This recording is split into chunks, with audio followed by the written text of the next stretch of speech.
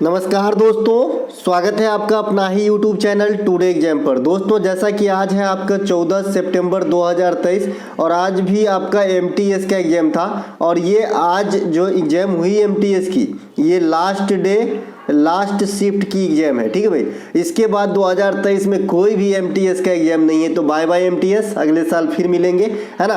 तो दोस्तों देखिए आज के लास्ट शिफ्ट में कौन कौन से प्रश्न पूछे गए थे। तो जीके जीएस के तथा अंग्रेजी के जो भी वर्ड पूछे गए हैं सभी प्रश्नों को लेकर के आ गया हूँ।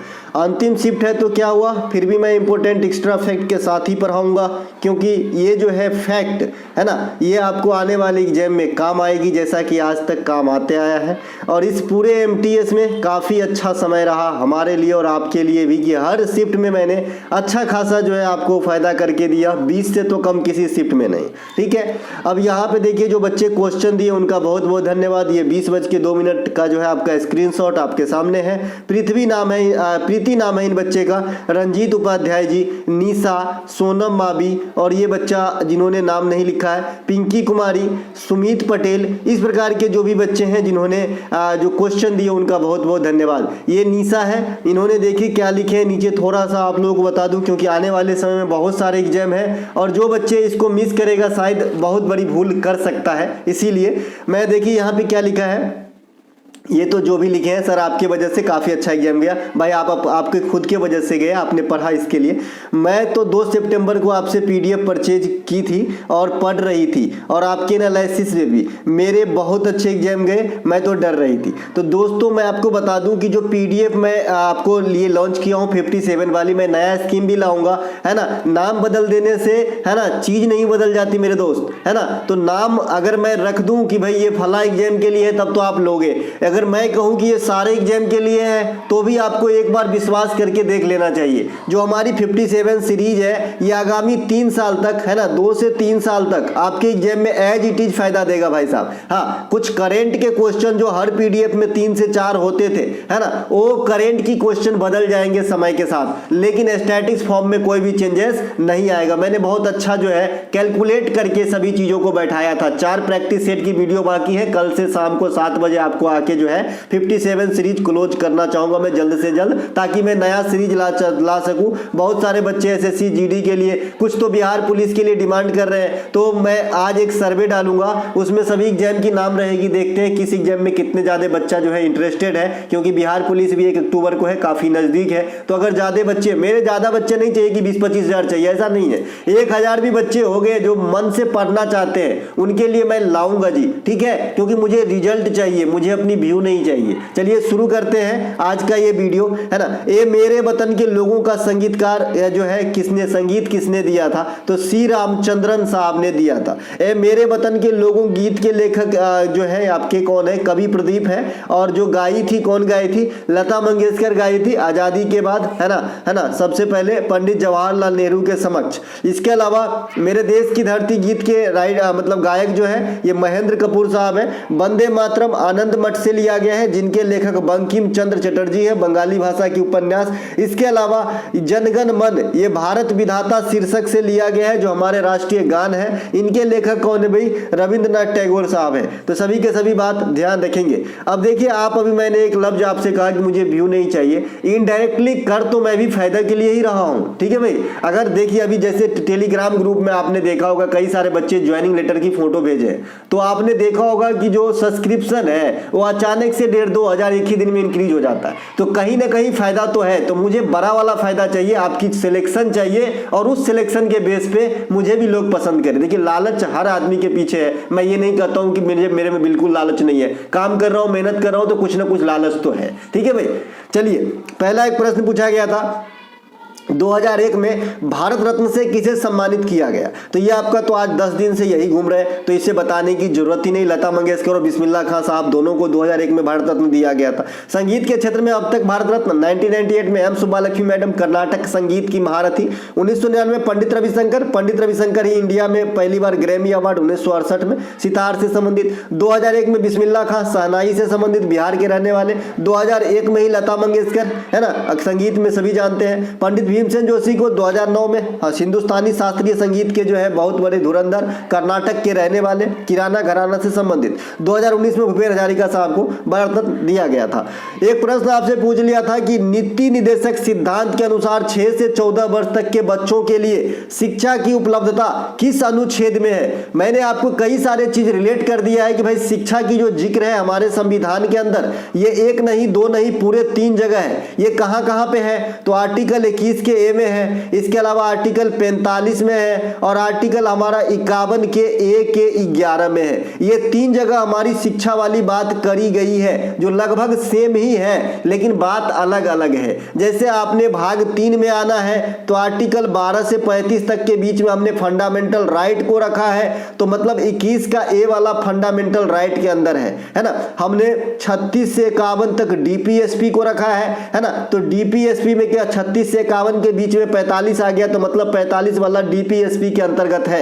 हमने आर्टिकल 51 के ए में मौलिक कर्तव्य फंडामेंटल ड्यूटीज को रखा है, इसका मतलब 51 के ए के 11 वाला जो है फंडामेंटल ड्यूटीज के अंतर्गत है। अब आइए इसका परिभाषा कैसे बदलता है तो 3 जगह सेम चीज, लेकिन थोड़ी सी बात पे आपको ध्यान रखना पड़ेगा। आइए मैं आपको बताता हूं कैसे इसका जो है रूप रंग बदलने वाला है। देखिए 21 का ए क्या कहता है कि 6 से 14 वर्ष तक के बच्चों के लिए, मतलब जो बच्चा है ना, जैसे रमेश बच्चा है, अभी उस रमेश का उम्र 7 वर्ष है, तो रमेश को जो है पूरा अधिकार है कि ये निःशुल्क शिक्षा इंडिया में ग्रहण करेगा जब तक वो 14 वर्ष तक नहीं हो जाता है ना, वो भी फ्री है ना। तो ये इनका फंडामेंटल है ना राइट है। इसी के अलावा 45, अब रमेश के पापा है महेश, तो इस महेश भाई साहब का काम है कि रमेश के लिए शिक्षा दिलाएं, ये इनका कर्तव्य है, ठीक है भाई। इसके अलावा आर्टिकल 51 ये 51 के ए में जो बात मैंने कहा 51 के ए में होगा, और 45 में क्या होगा कि भाई शिक्षा के लिए व्यवस्था करेगा राज्य सरकार, ठीक है, या फिर सरकार, ठीक है, शिक्षा के लिए व्यवस्था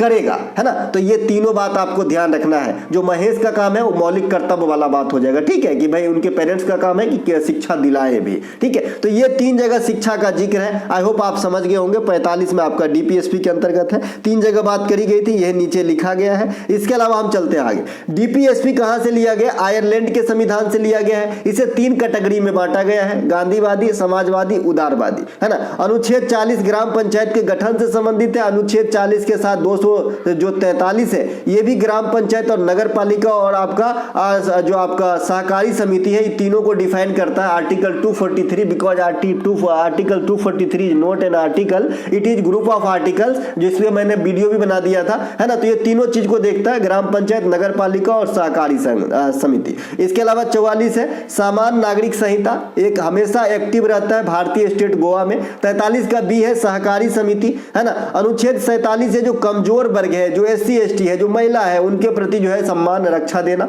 अनुच्छेद 49 जो है जो लोक न्याय या फिर लोक हित के जो बिल्डिंग वगैरह हैं जैसे स्टेशन की बिल्डिंग, तो इसकी रक्षा करना भैया। अनुच्छेद 50 है कार्यपालिका अलग न्यायपालिका अलग, दोनों के काम में कोई बिना मतलब इंटरफेयर नहीं करेगा। इसके अलावा अनुच्छेद 51 है अंतर्राष्ट्रीय शांति और सुरक्षा को बढ़ावा देना, और 51 का ए आपने देखा मौलिक कर्तव्य, जो बाद में 1976 में 42वां संविधान संशोधन के द्वारा ऐड हुआ था।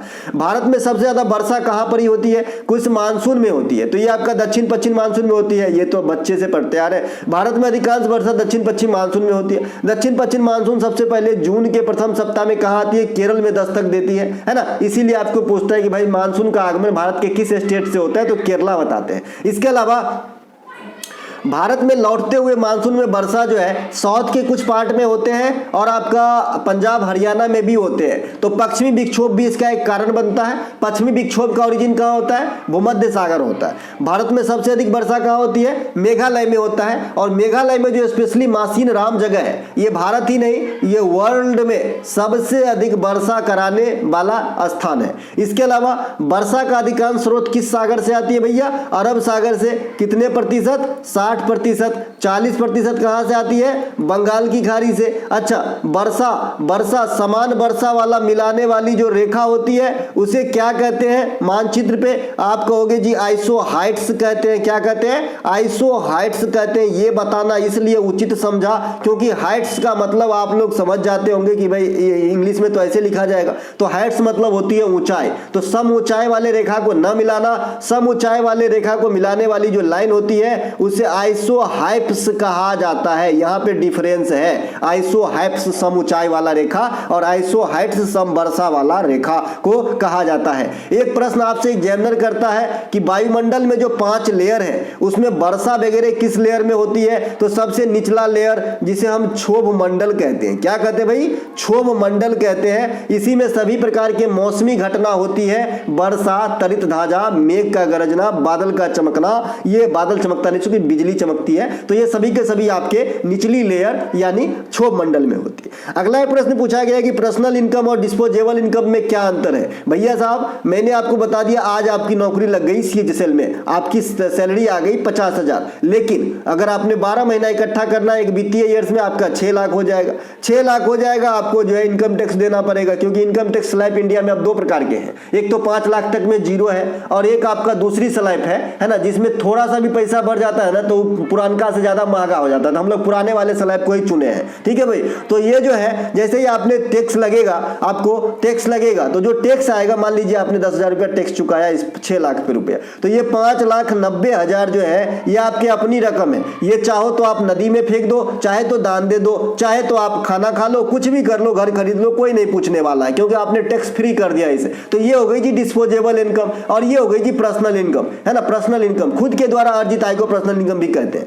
इसके अलावा यही चीज आपका जो है कथन के रूप में दे रखा था, है ना। इनके अलावा डिस्पोजेबल इनकम जो है ये पूर्णतः स्वतंत्र होता है, इस पे जो है पूर्णतः आपका मालिकाना हक होता है, ठीक है भाई। लेकिन जो आपके द्वारा तुरंत वेतन अर्जन किया गया है उस पे टोटल आपका मालिकाना हक नहीं है, क्योंकि उसमें सरकार का भी हक है, टैक्स चुकाना है पहले। इसके अलावा भारत कोरिया संबंध के 50 साल पूरे होने पर जश्न मनाने के लिए अखिल भारतीय ताइक्वांडो चैंपियनशिप की मेजबानी कहाँ होगी, तो ताइक्वांडो चैंपियनशिप की मेजबानी दिल्ली में हुआ है। विश्व महिला बॉक्सिंग चैंपियनशिप 2023 ये भी दिल्ली में हुआ है, तो दोनों बात दिल्ली में हुआ है। G20 की मेन बैठक अभी दिल्ली में हुआ है, 2-3 दिन बंद भी किया गया था दिल्ली, जैसा कि आप जानते हैं। इसके अलावा प्रधानमंत्री मुद्रा योजना में उद्यमियों को कितने अधिकतम लोन दिया गया है, बहुत बार बताया मेरे भाई, बहुत बार बताया है कि 3 कैडर का है, तरुण है ना, एक है युवा और एक है आपका शिशु। ये 3 कैडर में जो है आपको ऋण प्रदान किया जाता है PM मुद्रा योजना के तहत, है ना।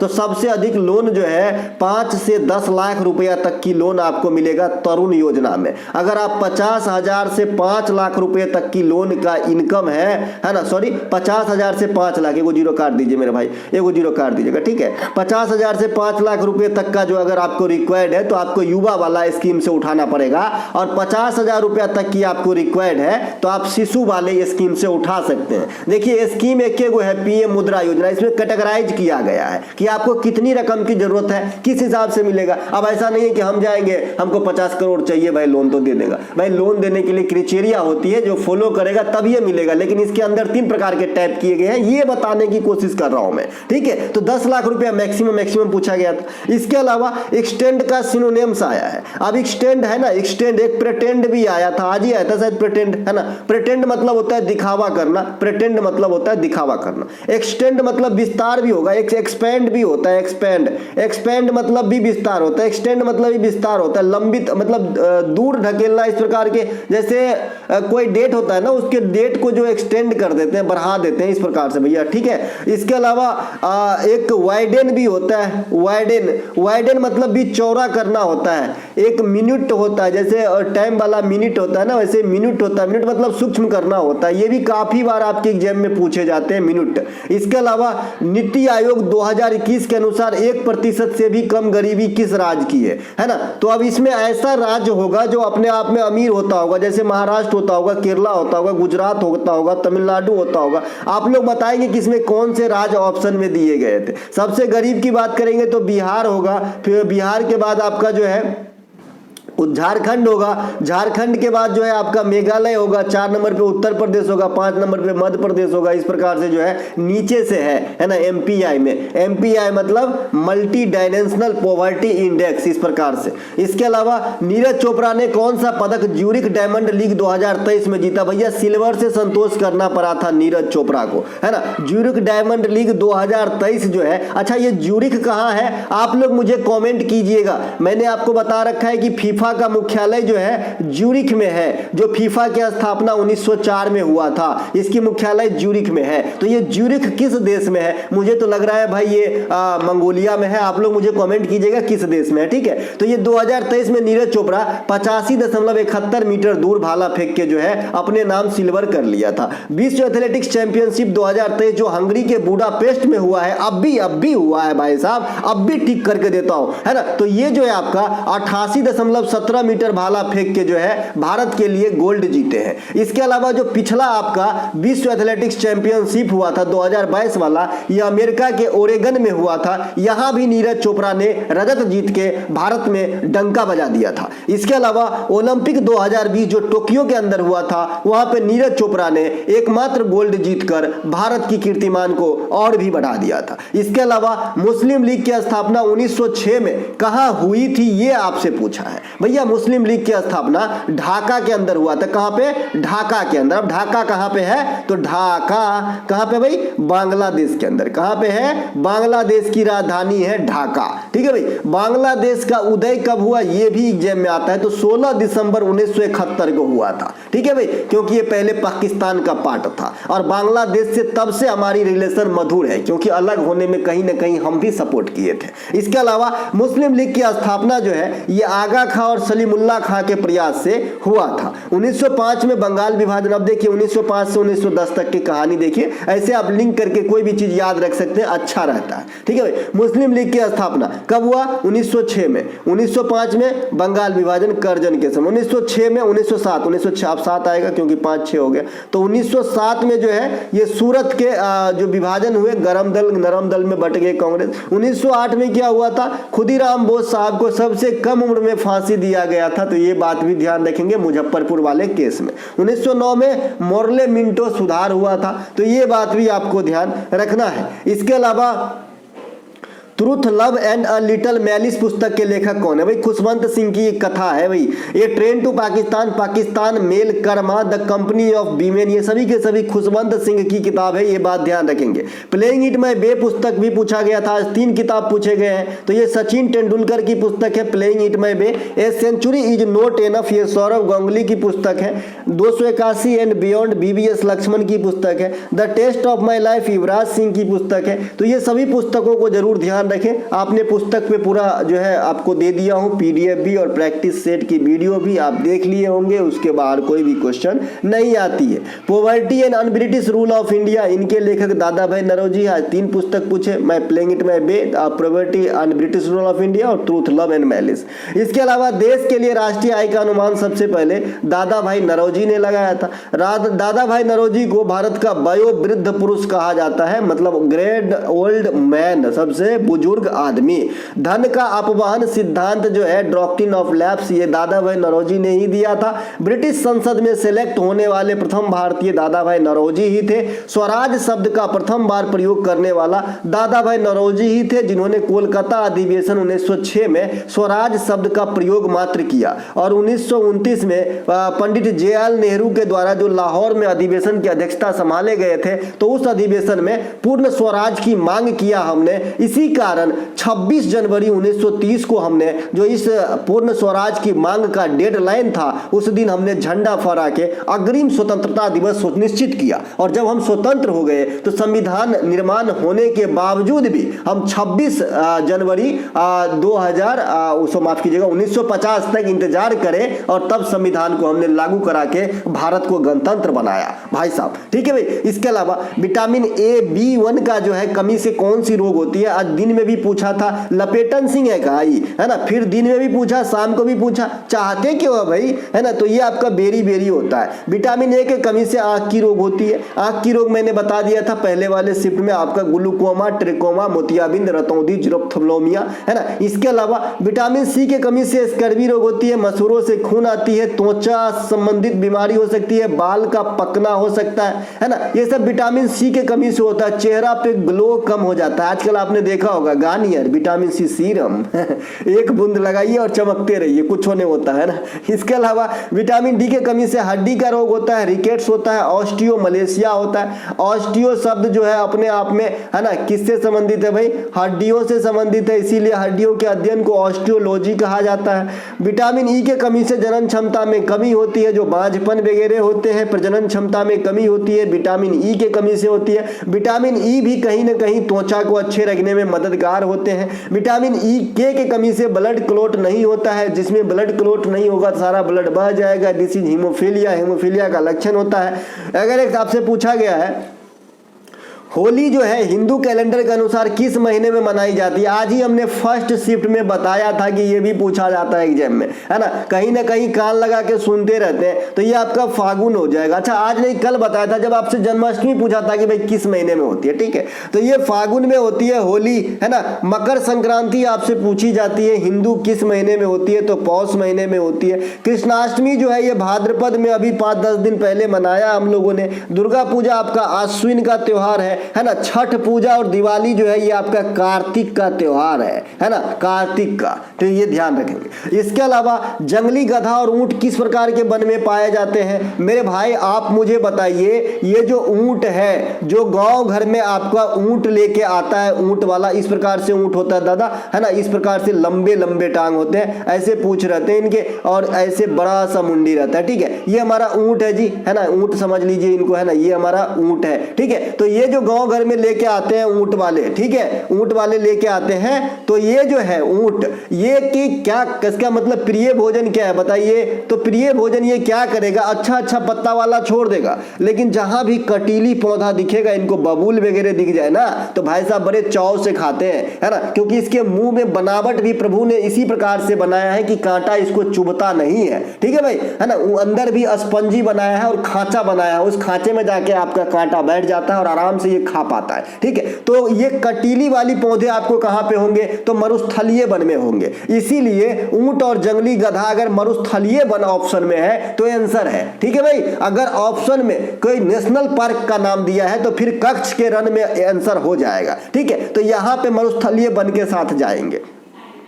मैंने आपको वन को कैटेगराइज कर दिया था इंडिया में, देखिए कोई भी चीज छोड़ूंगा नहीं, कोई नहीं देखे तो भी चलेगा, लेकिन ज्ञान पूरा दूंगा मेरे दोस्त, है ना। देखिए एक सदाबहार वन होती है, एक पतझड़ वन होती है, एक मरुस्थलीय वन होती है इंडिया के लिहाज से। वैसे कई सारे वन और होते हैं, सवाना वन होते हैं, मैनग्रोव वन होते हैं, है ना भाई, अर्ध शुष्क पतझड़ वन होते हैं, है ना, अर्ध सदाबहार वन होते हैं। तो कैटेगराइज करेंगे तो बहुत सारे, लेकिन जितना हमें पढ़ना चाहिए 3 से काम चल जाता है ना। तो जो सदाबहार वन होता है क्या होता है? इसमें एक साथ कोई भी क्रियाकलाप नहीं होती है, कोई फल रहा है, कोई फूल रहा है, कोई गिर रहा है, ऐसा, इसीलिए सदाबहार वन। सदाबहार वन में औसत वर्षा 200 सेंटीमीटर से अधिक, है ना, मोर देन 200 सेंटीमीटर सालाना, ठीक है भाई। इसके अलावा जो पतझड़ वन होती है, पतझड़ वन में कितनी वर्षा? 200 सेंटीमीटर तक वर्षा, लेकिन ज्यादा वर्षा नहीं, ठीक है, तो आपका पतझड़ वन होगा। पतझड़ वन में शीशम वगैरह को आप देखे होंगे, गांव घर में हमारे यहाँ पतझड़ वन ही है, जो पहाड़ी इलाके वहां पे सदाबहार वन भी पाए जाते हैं, लेकिन हम बिहार के हैं तो वहां पे पतझड़ वन ज्यादा है, क्योंकि बिहार के कुछ एक पार्ट में ही पहाड़ी इलाका है, ठीक है, लेकिन हम उत्तरी बिहार में है तो हमारे यहाँ तो पूर्णतः समतल है, बाद बाकी नेपाल लग जाता है, ठीक है भाई।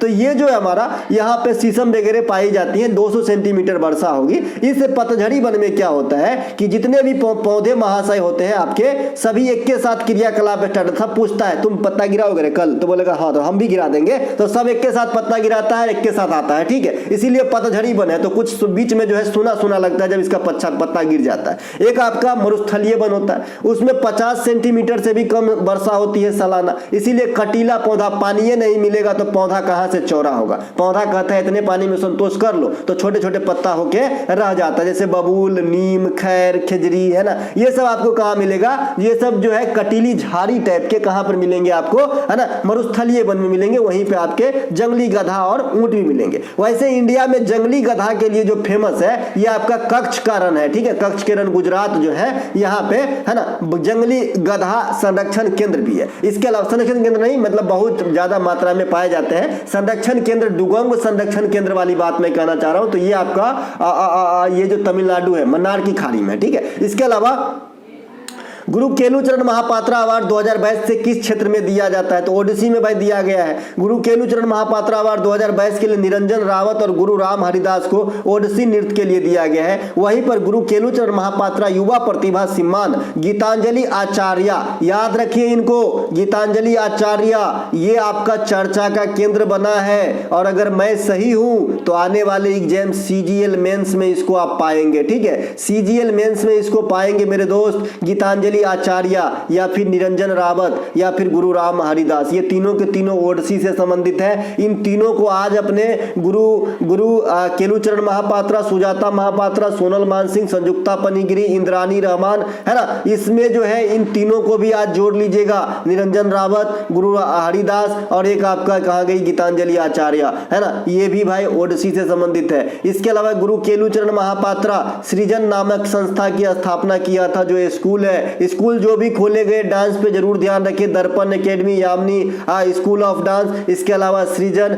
ये सभी ये जो है आपके जो डांसर है उनके द्वारा खोले गए हैं। एक प्रश्न आपसे पूछा गया, नारायण मेनन किससे संबंधित है, किस नृत्य से? इसमें एक और कैरेक्टर का नाम था, बच्चे को याद नहीं था, तो कथकली हो जाएगा। कथकली के अन्य कलाकार शांता राव, मृणालिनी साराभाई, उदय शंकर, है ना। एक बच्चा बोल रहा है कुट्टी कुट्टी, तो भाई कल्याण कुट्टी अम्मा तो दूसरे से है, कल्याण कुट्टी अम्मा, है ना, वो तो भाई अलग हो जाएंगे। फिर बताना हमको, है ना। उदय शंकर को भारत में आधुनिक नृत्य का जनक कहा जाता है, ध्यान रखेंगे, उदय शंकर भी कथकली में आ जाते हैं। इसे आधुनिक जो नृत्य है, आधुनिक नृत्य फॉर्म है, इसे जो है जनक कहा जाता है, इसे लाने का श्रेय कहा जाता है मॉडर्न कोरियोग्राफी का। इसके अलावा जगजीत सिंह को गजल सम्राट कहा जाता है, बेगम अख्तर को महिलाओं में गजल की रानी कहा जाता है ना। इसके अलावा